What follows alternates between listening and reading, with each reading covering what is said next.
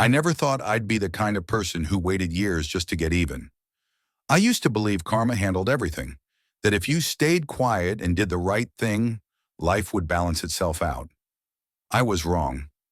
Sometimes karma needs a little help, and sometimes the person who was pushed into the dirt has to stand back up and make sure the ones who buried them never forget it. This happened over the span of 7 years, and for most of that time, I stayed silent. I met my best friend Mark in college.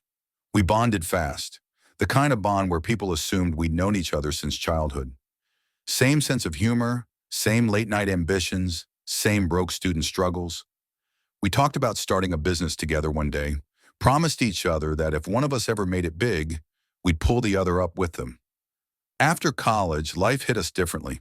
Mark's parents were well connected. Mine weren't. He landed a cushy job through a family contact. I bounced between internships, freelance work, and part-time gigs just to pay rent. Still, I never resented him. I was genuinely proud. When Mark came to me with an idea for a startup, I didn't hesitate. It was a tech service aimed at small businesses, something I had actual experience in. I handled the operations, the back-end systems, the client onboarding, and most of the actual work. Mark handled the vision, the meetings, and the talking. We agreed verbally that it was a 50-50 partnership. No paperwork at first. That was my first mistake. The company grew fast, faster than either of us expected. Within a year, we had real clients, real money, and real pressure. That's when Mark started changing. He stopped including me in meetings. He spoke about the company as if it was his alone. When I brought it up, he laughed and said I was being insecure. Then came the paperwork. One evening, he sent me documents and told me they were just formalities required by investors. I trusted him. I skimmed, didn't fully understand the legal language, and signed. That was my second mistake. 3 months later, I was locked out of everything. Email, servers, financial dashboards, client databases. My calls went unanswered. When I finally got him to meet me, he showed up with a lawyer. He calmly explained that I was never an official partner. According to the documents I signed, I was an independent contractor whose services were no longer needed. The company was his. The clients were his. The work I built belonged to him. I remember sitting there numb while his lawyer talked about fair compensation. They offered me 3 months of severance. It wasn't even a fraction of what I'd earned for the company. When I looked at Mark, my best friend, the guy who once slept on my couch because he couldn't afford rent, he wouldn't meet my eyes. He just said, "This is business. Don't take it personally." I took it personally. I didn't fight it. Not because I agreed, but because I didn't have the money, the energy, or the emotional strength. I walked away with nothing.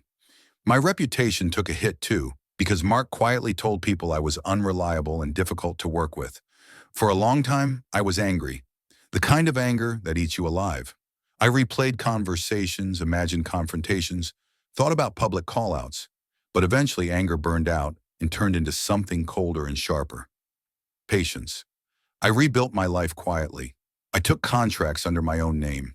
I worked insane hours. I learned everything I could about business law, data compliance, cybersecurity, and corporate structures. I didn't just want to succeed. I wanted to understand how people like Mark operated. Over the years, I kept tabs on his company from a distance. Not obsessively, just enough to know what direction it was going. And Mark got cocky, very cocky. He started bragging online, doing podcasts, giving advice about ethical entrepreneurship. It made my skin crawl. That's when I noticed cracks. His company expanded too fast. They cut corners. I recognized old systems I had built. Systems that were never designed to scale the way he was scaling them. I also noticed something else. They were collecting user data they had no legal right to collect. Worse, they weren't securing it properly. I didn't act immediately. I waited. I built my own company, slowly and legally. We did everything by the book.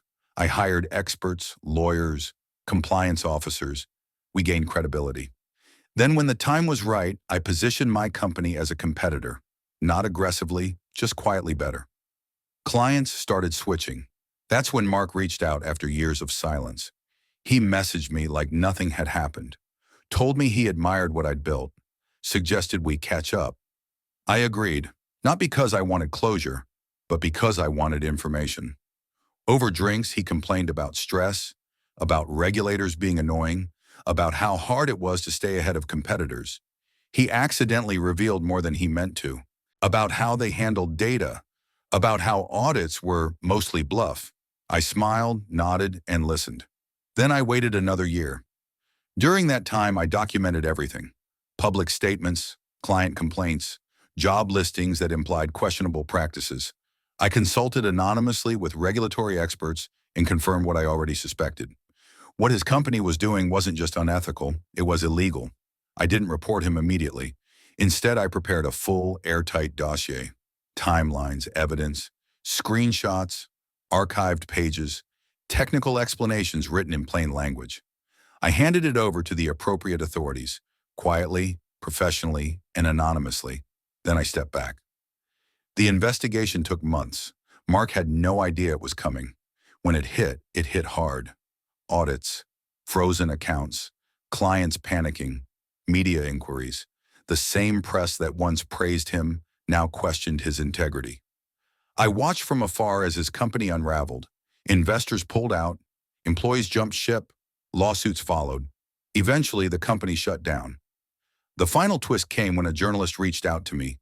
They had discovered my early involvement in the company and wanted my side of the story. I told the truth, calmly, with evidence. I never mentioned revenge. I never raised my voice.